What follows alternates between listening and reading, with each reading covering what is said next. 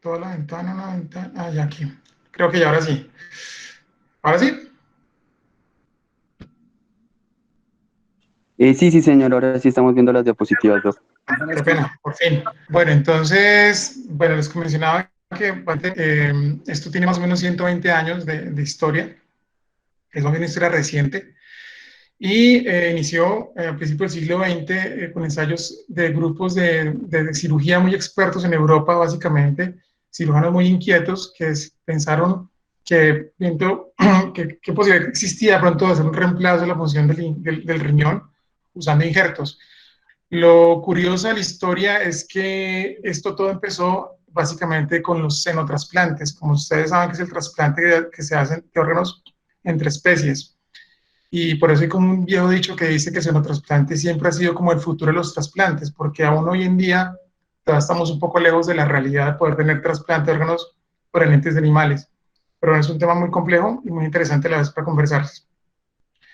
El primer intento, digamos, de trasplante se hicieron en Viena, básicamente. El doctor Ullmann, que está acá, que ustedes lo están viendo, fue como la primera persona que hizo un intento de trasplante, un experimento animal. Realmente utilizó un perro y le puso su propio riñón en el cuello. Según las notas de los informes de la época, aparentemente el riñón funcionó un par de horas y produjo algo de orina. Básicamente luego él se dedicó a la cirugía biliar. Por la misma época, otro colega de él, otro paisano de él también en Viena, el doctor Alfred Moncastello, en otro instituto también de investigación en Viena, hizo un trasplante experimental también entre un perro y una vaca, una cabra, perdón. Dice, básicamente, también mencionaban que el riñón había funcionado un par de horas y pues realmente este cirujano se dedicó después a investigar sobre todo sobre los grupos sanguíneos. Él describió el grupo sanguíneo AB, por lo cual es muy famoso. Siguieron los intentos de experimentos. Mathieu Jaboulé en Francia, en Lyon, fue un cirujano francés muy famoso, famoso a los cirujanos más veteranos. Sabemos que describió la famosa lateral que se usaba para los síndromes pilóricos. Tuvo alumnos muy importantes como Alexis Carrel y René Lerich, que para aquellos cirujanos ya más veteranos también saben que tienen un gran impacto en la cirugía vascular de hoy en día. Él hizo un primer intento de trasplante renal en humanos con un xenotrasplante, utilizó un cerdo humano. Básicamente la técnica fue un poco depurada, el injerto no funcionó, pero bueno, fue como su primer intento. Como les mencionaba, el xenotrasplante desde el inicio de la era de los trasplantes siempre estaba presente. Hubo más intentos. Unger en Berlín, alemán, también intentó trasplantar inicialmente experimentalmente con animales, con perros, entre perros.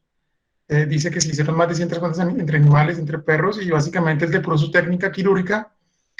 En el 1910 intenta el trasplante de los riñones de un niño que había nacido muerto, a un babuino, y bueno, finalmente el animal también murió. Y lo que mencionan es que en la autopsia el injerto aparentemente, las técnicas, o sea, los vasos sanguíneos no estaban trombosados, pero pues el animal había fallecido. Luego intentó hacer un trasplante a una niña, en sentido contrario, de un mono a una niña que tenía insuficiencia renal, pero básicamente no funcionó y él describía que existían seguramente barreras bioquímicas que posiblemente eran la causal de que esos trasplantes no funcionaran. También como los demás anteriores se dedicó a otro tipo de procedimientos, el caso fue como la cirugía esofágica. Alexis Carrel, que les mencioné anteriormente, muy famoso, premio Nobel de Medicina, francés, es súper famoso por las técnicas que describió para la estructura vascular, trasplante de vasos sanguíneos y dio las bases para la técnica quirúrgica de los trasplantes de órganos de hoy en día.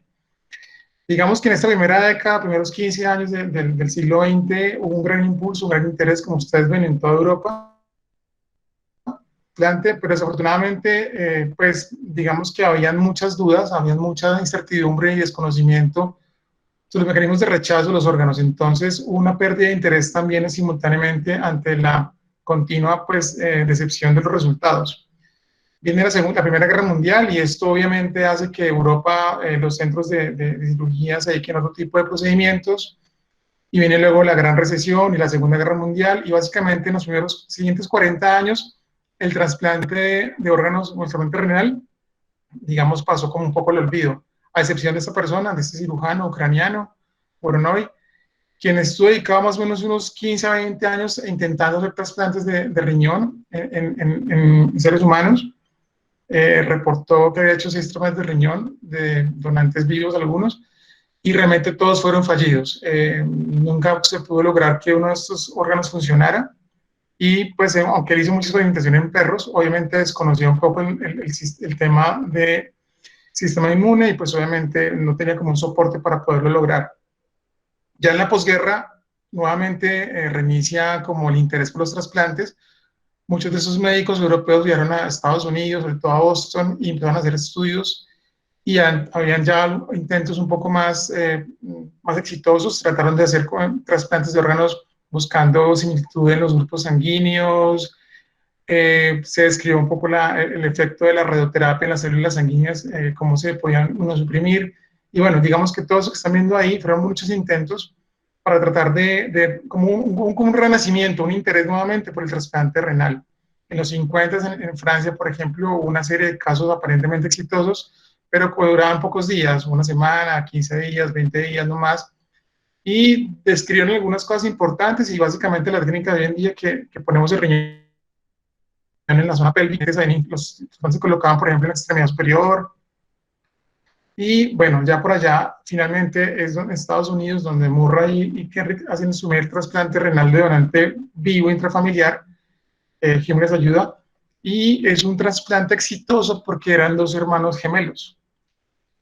De allí para acá la historia se partió en dos. Ya después de los 50 viene una explosión, hay una serie de grupos muy interesados, sobre todo en Estados Unidos, que dan el impulso al trasplante, y aparecen los medicamentos inmunosupresores. La ciclosporina marca un hit en los 60, y bueno, de allá para acá, perdón, el avance ha sido muy importante.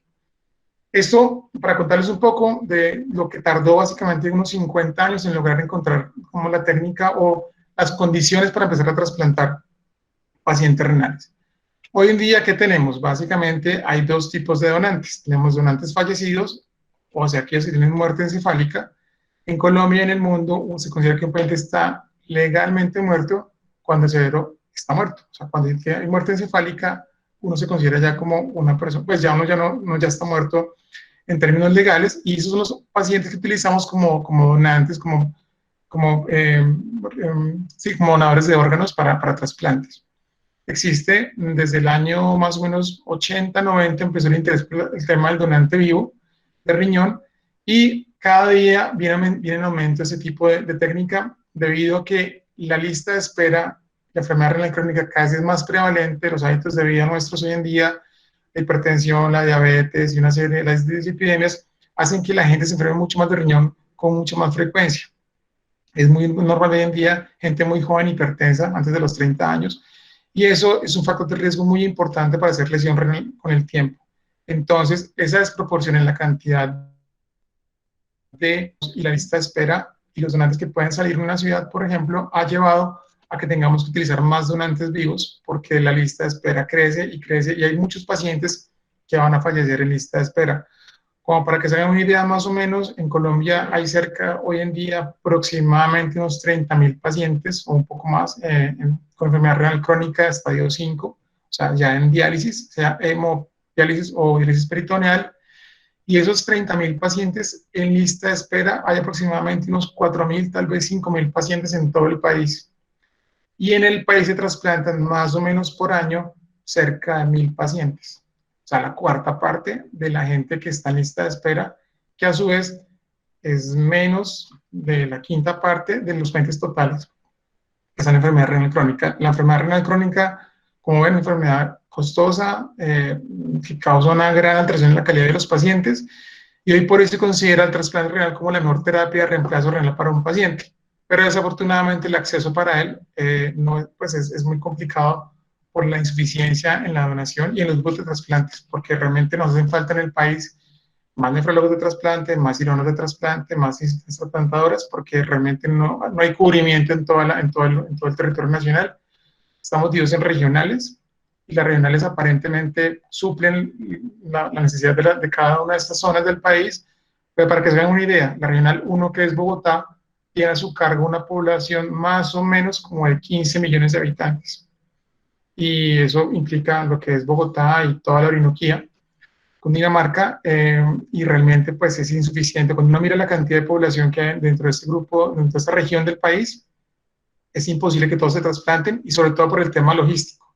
Es muy difícil que una persona que viva, por ejemplo, en Yopal o en el Caquetá pueda llegar hasta Bogotá para un trasplante de, digamos, gente más hoy en día, más capacitada, más formada. Es una invitación para aquellos que estén hoy en día pensando qué hacer en un futuro. En trasplantes hay mucho camino y hay mucho trabajo para todo el mundo todavía. Entonces, bueno, da la cuña, sigo. Bueno, voy a hablar del donante fallecido en esta charla porque no quiero hacerlo demasiado extensa. Si algún día quiero hablamos del donante vivo y de la nefrectomía por laparoscopia. Es una vida súper bonita, muy interesante, pero eso nos da para otra charla completamente. Así que hablar del donante fallecido. Entonces, como ya ustedes saben, y lo mencionó la doctora hace un rato, pues la muerte encefálica es nuestro principal, digamos, es lo que necesitamos para poder hacer estos tipos de donantes. Causas hay muchas. Antiguamente, acá en Colombia, es un país violento. En los 80s, 90s, teníamos la muerte encefálica por trauma. Pues obviamente la violencia que todos conocemos y el accidente de tránsito. Hoy en día, las campañas del gobierno han sido bastante buenas en la prevención de accidentes y tenemos menos muerte encefálica de tipo traumático y estamos recurriendo a pacientes con eventos cerebrovasculares y otro tipo de causas que llevan a esta muerte encefálica. Por supuesto, ha cambiado el tipo de donante y ha cambiado porque antes los que fallecían eran pacientes muy jóvenes, 18, 20, 30 años. Hoy en día usamos gente de 45, 50, 60 con comorbilidades y pues por supuesto, digamos que entre comillas la calidad de estos injertos no es igual. Es muy frecuente en grupos de trasplante ver pacientes, hoy en día todavía, trasplantados hace 25 o 30 años con injertos funcionando perfectamente, pero nuestra realidad hoy en día nos lleva a que hoy, lo que hemos hecho en los últimos 10 o 15 años, la sobrevida de un injerto real está cercana a eso. 12 a 15 años en promedio, 10 cuando les va muy bien, porque desafortunadamente no tenemos donantes de mejor calidad, pero bueno, es lo que tenemos para trabajar hoy en día. Básicamente, entonces, la nefrectomía o la extracción de órganos se compone, dependiendo del órgano, dependiendo del donante, de la edad y las condiciones y comorbilidades. A veces un donante puede ser, digamos, proveedor del corazón, del hígado, el intestino, el páncreas, los riñones, bueno, córneas, hueso, en fin. Entonces, muchas de las extracciones que hacemos son multiorgánicas. No solamente vamos por el riñón, pero generalmente se logran hacer selecciones multiorgánicas y hoy en día digamos que cada grupo de trasplante ha venido como, digamos, corriendo un poco la cerca para tomar órganos un poco menos óptimos, entre comillas, porque en cada órgano, para cada condición, para el corazón, para el riñón, para los demás, también la lista de espera viene en aumento. Entonces, estos abordajes, digamos, multidisciplinarios, multiorgánicos, es como lo más frecuente.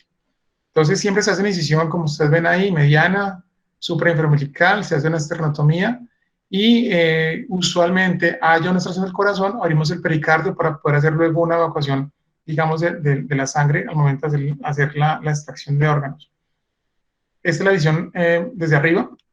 Ahí ven el corazón en la parte superior, abajo, ahí en la mitad está el diafragma seccionado, el hígado, el intestino, y si ustedes ven en la parte inferior hay como un campo, ahí se ve como una tela, están volviendo el intestino.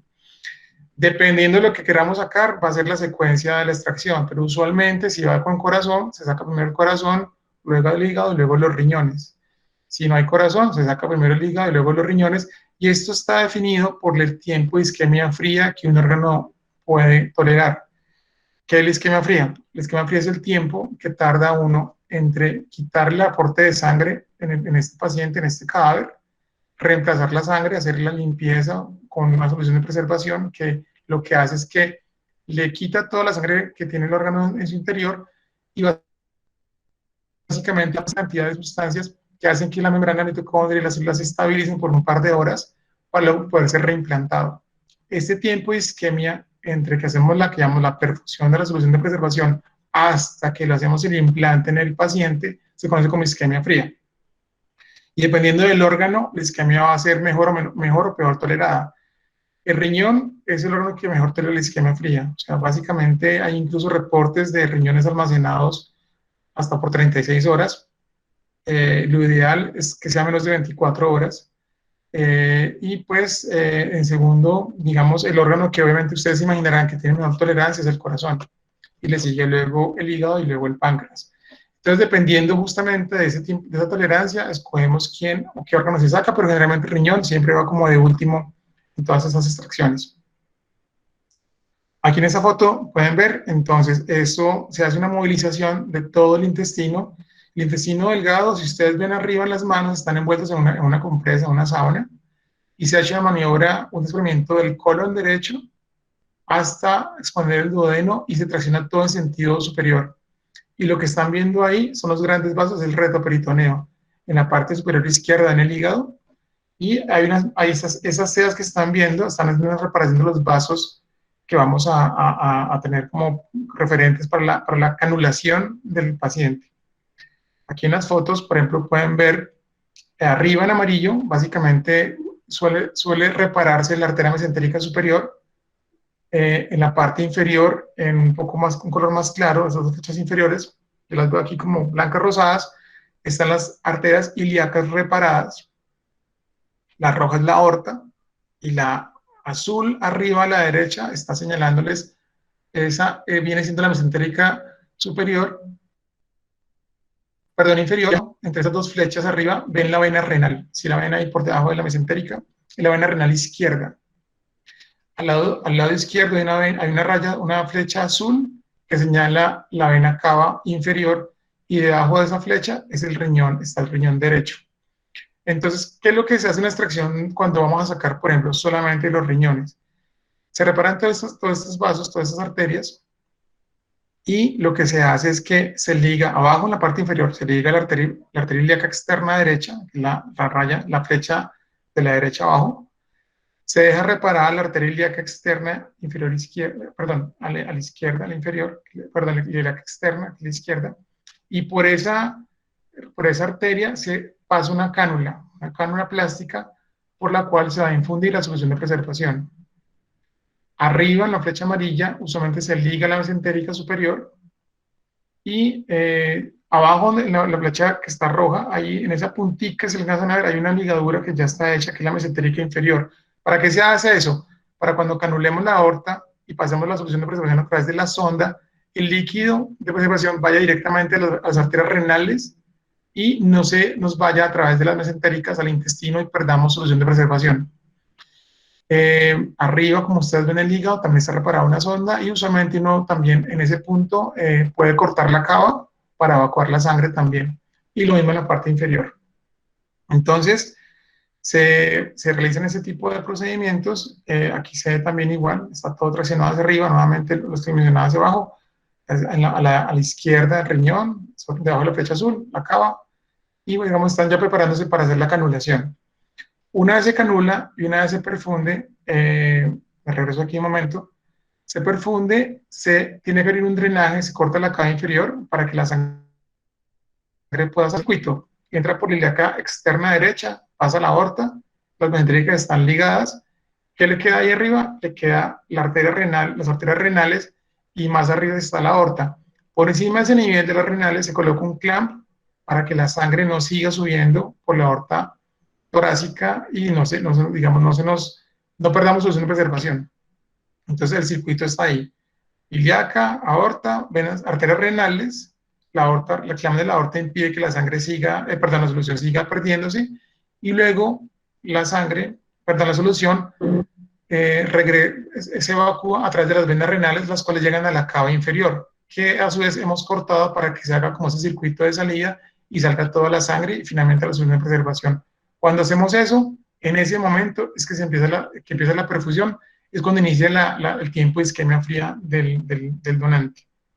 Se va a aplicar hielo en la cavidad. Si ustedes ven en la foto de la izquierda, miren que en el hielo es solución salina o lactato que está congelado, y se aplica para bajar la temperatura de los órganos. Lo ideal es que el órgano esté por lo menos a 4 grados centígrados para bajar pues el metabolismo, y de esa manera el consumo de glucosa sea menor y también haya menor daño celular. Lo siguiente que se hace, como ustedes ven en la foto de la izquierda, hay un círculo verdecito, se corta la aorta, se secciona y se hace seccionar por la cara anterior en sentido caudal, en sentido cefálico, perdón.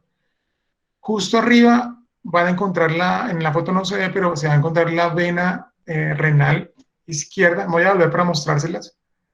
Si ustedes ven aquí en la foto, la vena renal izquierda, miren la aorta en donde está, en la flecha roja, sigan subiendo y van a ver que la vena renal izquierda pasa por encima de la aorta.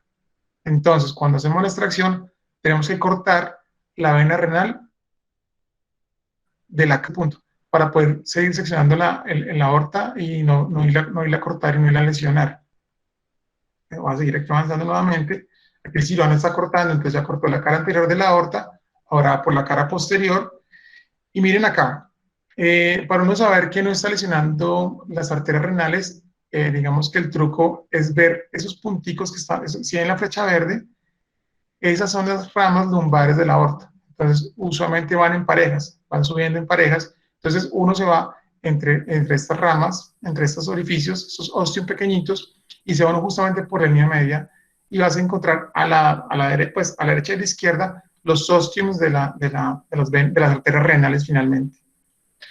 Esa es la manera en que se extrae. Finalmente, continuamos ahí. Si ven en la foto de la izquierda, ya el cirujano tiene el riñón del lado derecho, casi completamente libre, y pues se extrae usualmente el riñón del lado derecho, sale con la cava, pegado a la vena renal, y el riñón del lado izquierdo, como hemos cortado ya la vena renal, sale solamente con la vena renal, y nos falta ahí pues soltar los ureteres y listo.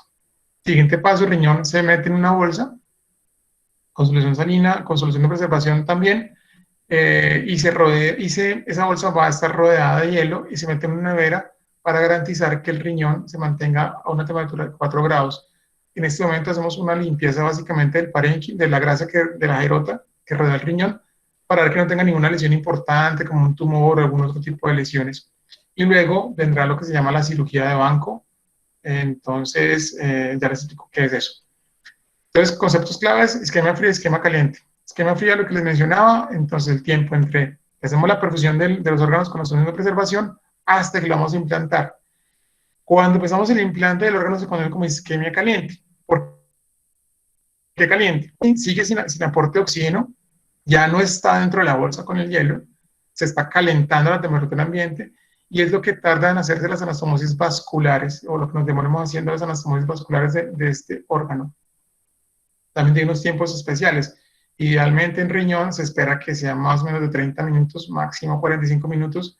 Por encima de este tiempo, el riñón empieza a sufrir. Entonces va a ser lo que se conoce como una disfunción del injerto. Y ese riñón, que debería empezar a orinar en forma inmediata, se va a demorar un par de horas o incluso un par de días. Entre más tiempo suceda o transcurra de isquemia fría o de isquemia caliente, mayor es la incidencia de difusión del injerto. Y eso tiene consecuencias. Cuando un riñón se demora mucho en arrancar a orinar, genera procesos inflamatorios que con el tiempo pueden conllevar a que haga más fenómenos de rechazo y, digamos, de complicaciones inmunológicas. Entonces, tiene un impacto en la sobrevida del injerto a mediano y largo plazo. El implante, ¿cómo es? Entonces, hay un abordaje que lo que hacemos básicamente hoy en día, que es un abordaje en la fosa ilíaca derecha o en la fosa ilíaca izquierda. Generalmente en la fosa ilíaca derecha, porque los ciudadanos, la mayoría somos diestros, realmente nos queda más fácil hacerlo de esa manera. En ocasiones se hace la fosa ilíaca izquierda, porque en ocasiones el paciente ya ha tenido un trasplante renal previo, por ejemplo, y esta fosa ilíaca ya se encuentra ocupada, o porque tiene un riñón poliquístico gigantesco que desciende hasta la fosa ilíaca. Los abordajes, si ustedes ven en la foto, en el esquema inferior derecho, ahí las incisiones son más o menos de esa manera. Hay una incisión pararectal, que se dice Alexandre, como está ahí, que va justamente pararectal. Se prefiere esa incisión cuando, sobre todo, uno trasplanta, por ejemplo, niños, porque el abordaje, uno puede abordar desde ahí la aorta, pues la parte inferior de la aorta o las ilíacas comunes. Y la otra, que es la de Rutherford Morrison, que es la que está más abajo, que es más oblicua, pues abordan los vasos ilíacos como se ven en el esquema que se encuentra. Una cosa clave del trasplante renal es que se hace un abordaje extraperitoneal. O sea, no entramos a la cavidad peritoneal, excepto en los niños. En los niños sí es necesario hacerlo porque usualmente los niños se trasplantan órganos de adultos, entonces el riñón es demasiado grande para un niño, y usualmente el niño con enfermedad renal crónica es un niño de talla pequeña, entonces el espacio preperitoneal en los niños es muy insuficiente para trasplantar ese órgano ahí. ¿Qué ventaja tiene hacerlo en ese espacio extraperitoneal? que uno le puede hacer biopsias y está, digamos, alejado del intestino, del colon. Segundo, si hace linfoceles, seromas, hematomas, también no está, digamos, dentro de la cavidad peritoneal. Y la complicación que más frecuente tenemos a veces, que la fístula urinaria, también no sucede dentro de la cavidad, sino queda extraperitoneal. Entonces, tiene muchas ventajas hacer el abordaje extraperitoneal por esa razón. Además, que hace que la recuperación sea mucho más rápida. Bueno, entonces una incisión, como ven ahí, de la forma que está en el esquema, se hace una incisión extraperitoneal, se rechaza todo el peritoneo hacia la línea media, como se ve en la mano ahí, y se exponen los vasos ilíacos, externos generalmente. Ahí está reparada, en la imagen muestra está reparada la arteria ilíaca interna, pero realmente eso hoy en día casi no lo hacemos. Eso en los libros, digamos, más antiguos de trasplante renal, mencionaban que uno podía anastomosar el riñón a la arteria ilíaca interna para no tocar la externa, que es la que lleva la sangre, la circulación hacia la extremidad inferior. Pero realmente hoy en día lo hacemos todos a la arteria y les muestro cómo es que lo hacemos. Entonces, los vasos quedan reparados, como se ve en el esquema, les voy a mostrar acá. Ahí está el riñón, ya riñón, bueno. Entonces, la cirugía de banco, como les mencionaba, se llama banco. Acá en Colombia le decimos banco porque se hace sobre un banco, se hace uno sentado en una mesita, el riñoncito está en el hielo, se arregla, se le quita el exceso de grasa, se calman como los vasos que no puede haber lesionado. En inglés es como back table surgery. Aquí entonces ya está el riñón listo, preparado para anastomosarlo. Estamos ahí colocando los separadores y lo que hacemos es que colocamos un clamp sobre la arteria y esa es una anastomosis que va a ser de diferentes maneras. Acá a la izquierda, ustedes ven el esquema básicamente, está el riñón. Se puede anastomosar como se ve ahí, siempre se hace de esa manera, término, o sea, término en la arteria y lateral en la ilíaca. Por eso ya se dice que es término lateral anastomosis.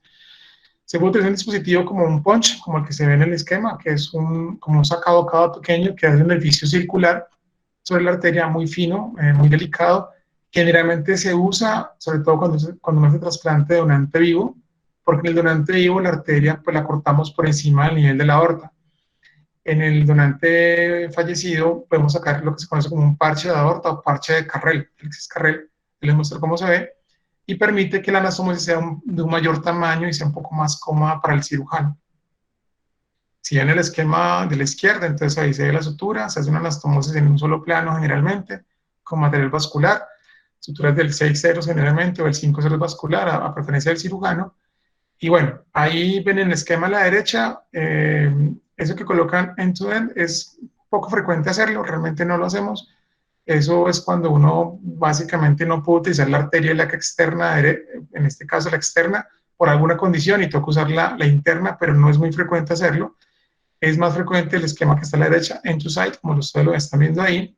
Uno tener miren, en el cuadro, en la mitad de esas dos fotografías, ahí ven que hay un parche, hay dos arterias dentro del mismo parche, como un parche de aorta, y eso se utiliza para las anastomosis vasculares. Muchas veces hay variabilidad en el número de arterias, uno puede encontrar dos arterias, tres arterias, entonces las deja dentro del mismo ojete de aorta, pues es una sola anastomosis de un tamaño más amplio, mayor, y es mucho más cómodo. En la parte inferior pueden ver otras técnicas adicionales cuando uno encuentra arterias que están, por ejemplo, separadas.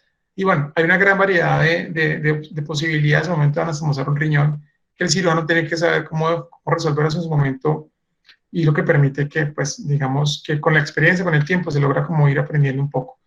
Acá están reparadas, ahí está la arteria y la vena ilíaca externa derechas, en la derecha es el riñón, el riñón está preparándose la vena, eso que está reparado con las suturas es la vena renal, y lo que está más abajito es al lado, perdón, es la arteria, es un donante vivo, porque miren que no tiene la aorta, vean la arteria renal, no tiene ningún parche, está cortada justamente ras, y esto es lo que mencionaba en la foto anterior, en el esquema anterior, de la técnica como en el esquema de la izquierda. Hay otra, bueno, ahí se está preparando las anastomosis, y ese es el riñón, ahí una vez implantado, como queda en la fosa ilíaca. Si se fijan, quiero que se fijen aquí en el color que tiene esta fotografía, el color del riñón está así, miren que es bastante pálido, y el cómo cambia el color no se perfunde. Aquí se ven las dos fotografías la diferencia. Es un riñón que ya está perfundido, ya está nuevamente con sangre, Y si todo ha salido bien, usualmente empieza a funcionar de manera inmediata. La anastomosis venosa se hace de manera muy similar, solo hay que tener una consideración y es que, pues como ustedes se imaginarán, la vena renal derecha es más corta que la vena renal izquierda porque la cava está al lado derecho. Entonces, aquí se ve en el esquema, ustedes pueden ver, en la vena renal izquierda es mucho más larga, lo cual hace más cómoda la anastomosis.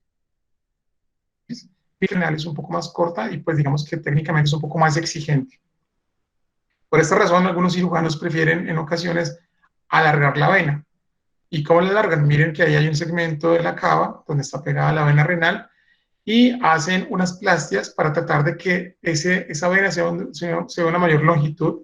Hay muchas técnicas para alargar la vena, así como se ve en esta otra fotografía, como se ve acá, se cierra arriba, se cierra abajo. Esta es la más común, la B.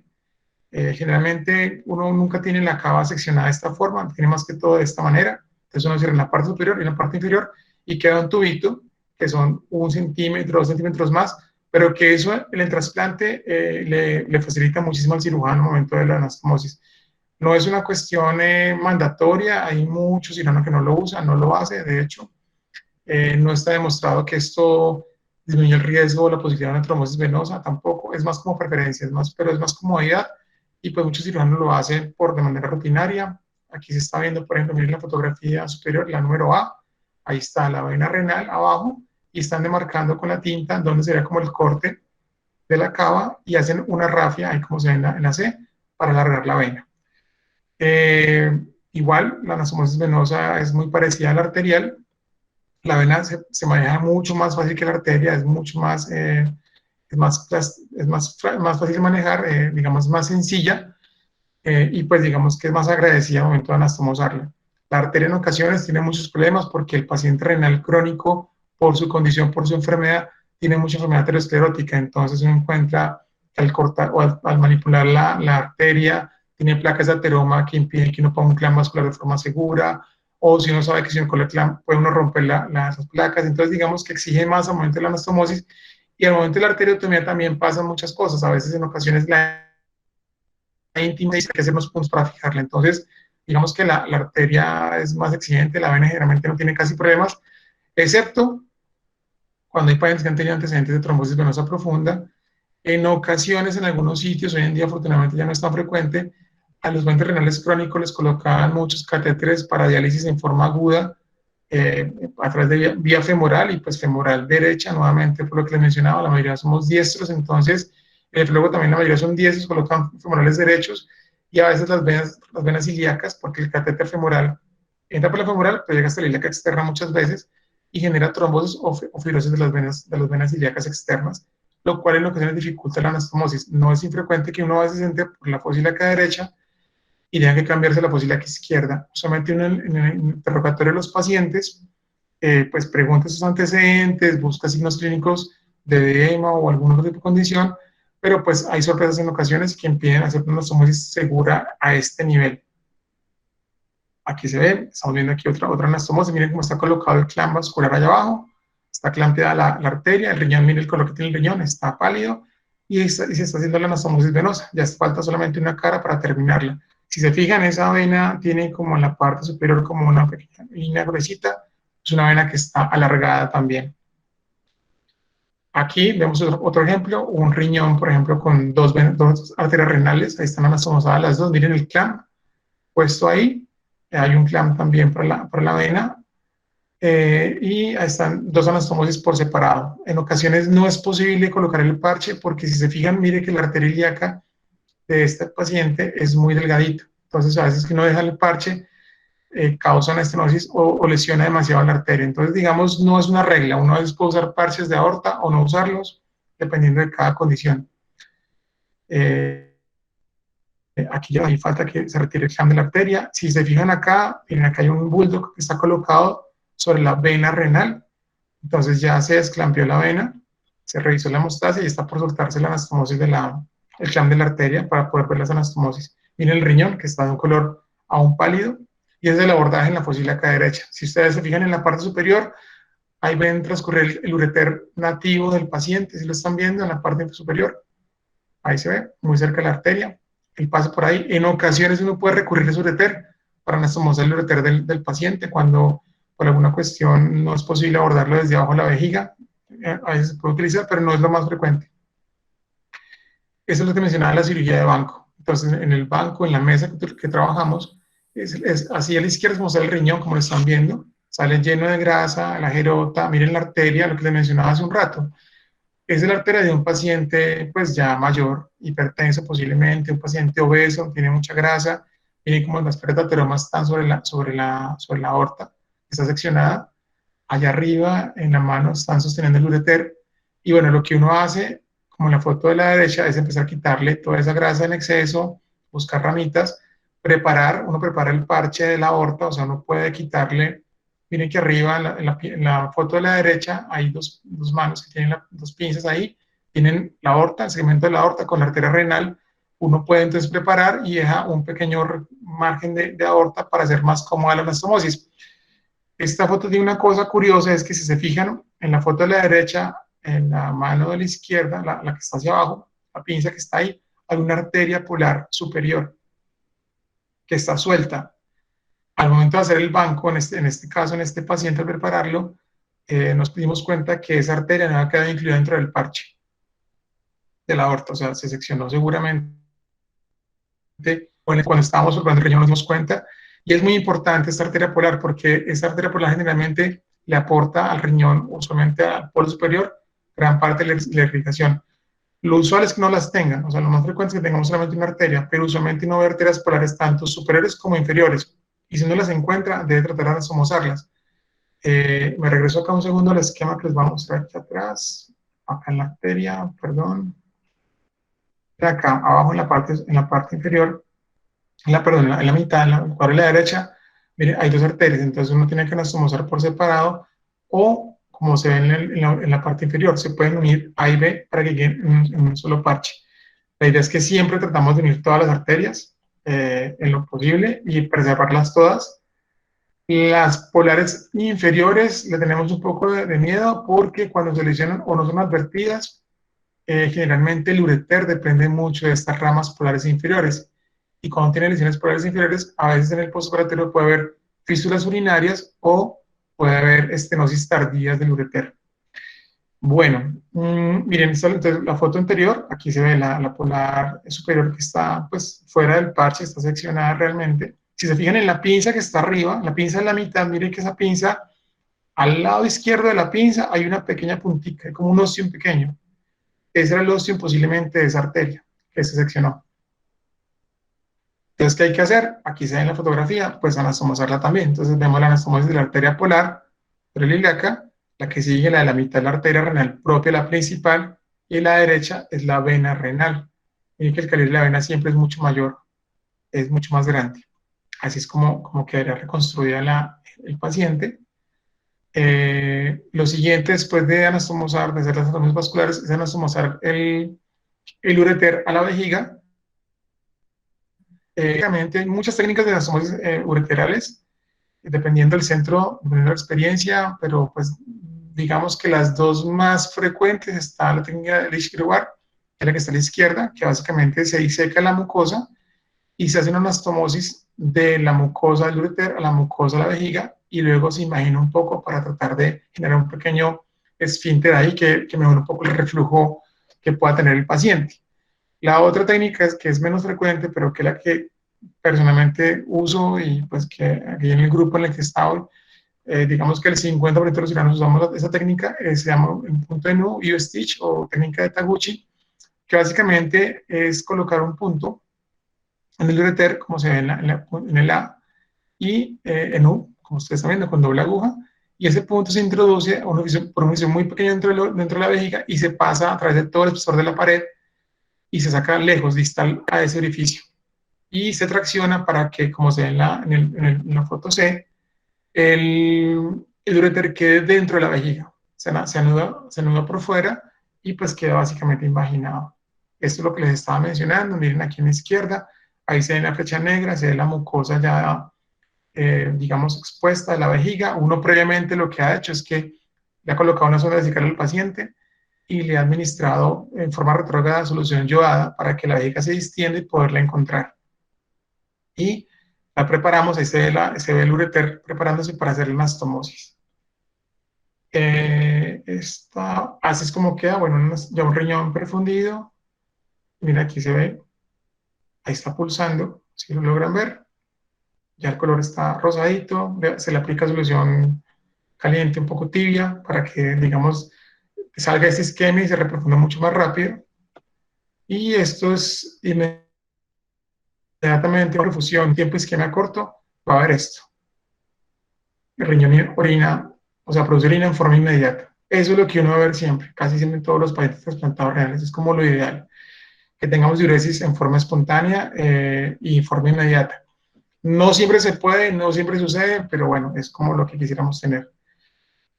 Bueno, esto es la IPS universitaria, el sitio donde trabajo. Básicamente, hoy en día, 600 pacientes de riñón en 10 años, un grupo, uno más de los de aquí en Medellín. Y bueno, espero que ha sido un poco, pues, una charla muy provocadora para animarlos a que se dediquen también a los trasplantes como yo. Y bueno, si tienen alguna pregunta, con mucho gusto estoy para escucharlos y poderles colaborar.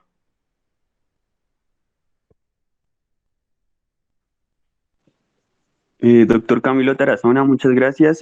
Muy ilustrativa su charla, entonces pues vamos a esperar a ver si hay alguna pregunta.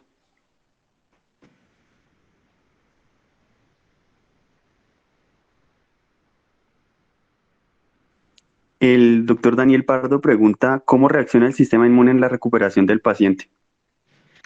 Bueno, eso, como les decía, es que hablar de trasplante renal es muy complejo. O sea, de hecho, incluso en el mundo, el órgano que más se trasplanta del trasplante es el riñón. Y es, digamos, es el órgano más estudiado de todos. Ahora, hay órganos que son más inmunogénicos que otros. Entonces, por ejemplo, el hígado es un órgano que usualmente no ve casi rechazos agudos, son muy pocos, mientras que el riñón es muy inmunogénico. Entonces, lo que se hace, los esquemas de inmunosupresión dependen mucho del órgano. Pero básicamente hoy en día lo que se hace es que el paciente durante la intervención, en los minutos antes de la intervención, o una hora antes del procedimiento y durante el procedimiento, se le aplican una serie de anticuerpos, unos anticuerpos en sangre para, digamos que son específicos y lo que hacen es que básicamente matan las células porque la respuesta celular es la más rápida que se monta en el paciente. Entonces se colocan esos anticuerpos, se le dan además esteroides y otro tipo de inmunosupresores como tacrolimus o ciclosporina. Y digamos, dependiendo del paciente, dependiendo, digamos, hay pruebas que se hacen inmunológicas entre cada paciente, de repente receptor, que da unos puntajes y unos scores, y dependiendo de esas combinaciones se decide qué tipo de inmunosupresión va a realizar el paciente. Pero por lo general, hoy en día lo que vemos no se ven rechazos agudos ni hiperagudos. En los 80 ven rechazos hiperagudos, que era el que el paciente trasplantaba, y a las pocas horas había un rechazo severo. Hoy en día ya no se ve eso, por la noción que tenemos hoy en día. Agudos tampoco, o sea, antes de 30 días no se ven. Usualmente el trasplante renal no funciona en ocasiones por las isquemias prolongadas, que hace que el riñón haga una necrosis tubular aguda, que realmente por lo que cursan ellos. Pero rechazos agudos no se ven antes del tercer mes, porque digamos que es como el efecto de la medicación. Generalmente no hay rechazos agudos, por allá hasta más o menos entre el tercer al sexto mes empiezan a aparecer, pero como les digo, eso depende mucho del paciente. Usualmente la tasa de sobrevida del injerto al año es, en todos los grupos, usualmente por encima del 90% de los casos. Doctor Tarazona, pregunta el doctor Jaime Cruz, ¿qué puntos clave recomienda en el cuidado posoperatorio en las primeras horas? Bueno, digamos que es súper importante el control de los líquidos en el paciente. Digamos que hay como dos cosas muy importantes, que es la inmunosupresión, por supuesto, para el paciente. Segundo, la inmunosupresión tiene un costo porque el paciente pues tiene sus defensas por el suelo, entonces el paciente se va a infectar. Entonces también de la mano de la inmunosupresión va una serie de terapias profilácticas para que no se infecte. Se dan antibióticos de manera rutinaria para, pues digamos, por el cuidado de la herida, dependiendo de los grupos. Cuando se hacen y se usan catéteres de doble gota para proteger la anastomosis, se les deja un antibiótico profiláctico o un antiséptico urinario por un par de días. Se deben dar terapias también desde ese punto de vista. Usualmente lo que uno ve, digamos que el paciente trasplantado renal, por lo general, en nuestra clínica se maneja casi siempre en el piso, en una habitación, no requiere cuidado intensivo. ¿Por qué razón? Por lo general esos pacientes tienen dos posibilidades. O siguen en diálisis y el riñón no les funciona, entonces ¿qué hay que hacer? Dializarlos, que es lo que se les hace generalmente, entonces se monta una diálisis y el paciente continúa en diálisis como venía antes. O funciona el riñón y ya no requiere diálisis, por lo cual el paciente se mejora rápidamente. La cirugía usualmente dura por medio de 2 horas a 3 horas máximo, siempre salen los pacientes extubados, el paciente ha sido estudiado previamente muy bien por anestesia, por nefrología, por cirugía, entonces digamos que un paciente que se llama muy, muy estudiado cirugía y usualmente los eventos adversos por la cirugía son muy pocos, o sea, realmente son muy bajos y como les digo, tiene como dos caminos. Si funciona, va a mejorar toda su condición médica, o sea, es una cosa súper evidente y básicamente es un paciente de piso. Y el que no funciona, pues lo dializamos, lo hacemos diálisis nuevamente.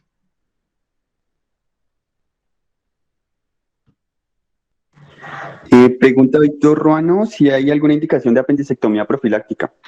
No, no hacemos apendicectomías profilácticas. Lo que hacemos en algunos pacientes, no en todos, en algunos pacientes es colecistectomía profiláctica en ocasiones, sobre todo si tienen, por ejemplo, pólipos vesiculares mayores de 1 centímetro.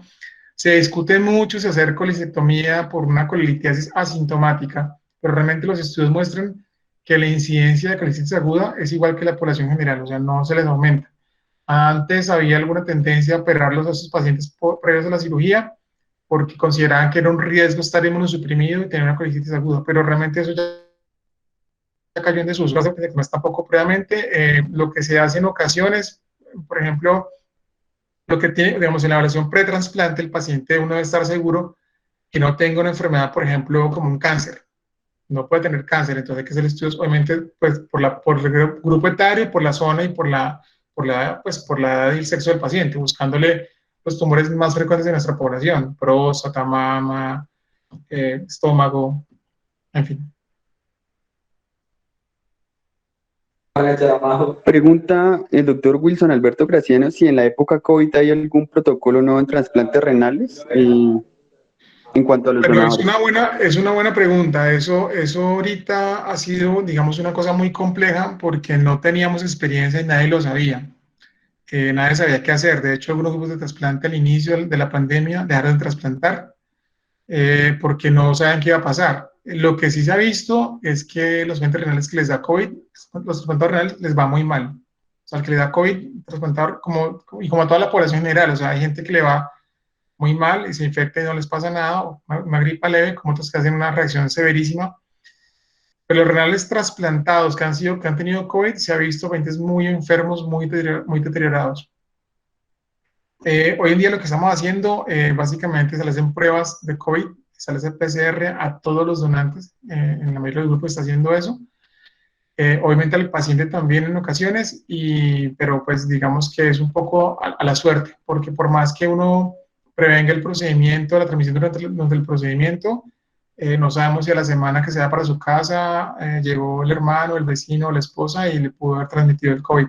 Pero el esquema de expresión no cambia, es el mismo que usamos siempre, no se hace ninguna modificación, porque el costo de bajar la inmunosupresión es que el injerto se pierda. Y cuando se pierde un injerto, el paciente queda sensibilizado. Entonces, como usted ha sido transfundido muchas veces, si queda muy sensibilizado, luego va a ser muy difícil en el futuro conseguir un posible donante para un retrasplante. Entonces, no hay cambios en la inmunosupresión en estos momentos, pero sí es un problema hoy en día. Doctor, la doctora Erika Benito agradece su presentación y pregunta en el caso del paciente con rechazo de trasplante si hay algún tiempo específico para volver a realizar trasplante. Pues digamos, dependiendo de la causa de la pérdida. Por ejemplo, hay pacientes que pierden el injerto por mala adherencia. Cuando uno se pone a mirar, no toman los medicamentos y uno aquí ve de todo. Hay gente que ellos incluso, uno habla con ellos y muchos dejan de tomar la medicación porque no tomarse un medicamento un día en un supresor no produce nada. Él no siente absolutamente nada. Se lo puede faltar 1, 2, 3 días. La manifestación vuelve a ser que el paciente empieza a dejar de orinar o se le sube la creatinina. Entonces, algunos de ellos son un poco descuidados con esto y pues básicamente no hay como digamos pues como un síntoma temprano, no. Ahora, entonces, si la causa de pérdida ha sido por, eh, por mala adherencia, pues el paciente entra en una evaluación por psicología, trabajo social, antes de definir si realmente se va a volver a trasplantar o no. Lo siguiente es que, dependiendo, si fue un rechazo, entonces dependiendo del tipo de rechazo, los rechazos también dependen si fueron celulares o murales, entonces también dependiendo de esas condiciones, usualmente el paciente trasplantado cuando hace un rechazo hay que inmunosuprimirlo mucho más de lo que venía y eso trae consecuencias, aparecen infecciones por hongos, por herpes virus, por citomegalovirus, entonces a su condición, después de su tratamiento de rechazo, es que quedan muy, muy enfermos, quedan muy mal. Pero no hay un tiempo establecido como tal, no. El paciente, hay gente que sufre rechazo por una, se llama una disfunción crónica del injerto, una nefropatía crónica del injerto, después el riñón se va dañando por la enfermedad renal y por la inmunología un poco. Entonces, dependiendo de la causa, puede ser muy rápido, puede estar lista nuevamente en 6 meses, como puede demorarse mucho más tiempo. Ahora, el solo hecho de ser trasplantado hace que inmunológicamente el paciente se demore más en conseguir posiblemente un donante. Doctor, pregunta el doctor Jaime Cruz si recomienda la realización de Doppler posoperatorio. No, dependiendo, digamos que el Doppler no es mandatorio, en algunos sitios lo hacen, por ejemplo, en el trasplante hepático se hace, porque el trasplante hepático a veces el hígado es un trasplante muy complejo y hay muchas variables que uno tiene que mirar y en ocasiones una imagen le ayuda a saber si la aporta o esa profundidad. En el riñón no, en el riñón digamos que se hace de rutina cuando el riñón no, al día siguiente no está orinando. Entonces uno tiene que descartar una complicación vascular, que es una trombosis de la arteria o una trombosis de la vena. Esos procedimientos se presentan más o menos entre el menos del 0,5 al 1% de todos los trasplantes renales en un grupo que tenga experiencia, el menos del 1%. Entonces, uno de cada, por ahí cada 200 o cada 150 trasplantes se trombosa. Se hace de rutina si funciona, porque hay que hacerlo, porque hay que, digamos, descartar la trombosis, pero no se hace el que está orinando. Ahora, si no está orinando, ahora, la disfunción del injerto tiene varias definiciones y es un problema porque puede ser que usted tenga creatinina de 10 cuando llegó y orinó 500 y mañana tiene otra vez 10 de creatinina y no depuró. Eso pasa en ocasiones. Entonces ya viene mucho con el sentido clínico del grupo. Uno puede posponer el Doppler, pero si por ejemplo tiene un tiempo de isquemia de 12 horas, esquema caliente fue muy corta, de 30 minutos, no hay ninguna complicación y no está orinando, hay que descartar que tenga un efecto, alguna complicación vascular. Se debe hacer en esos casos.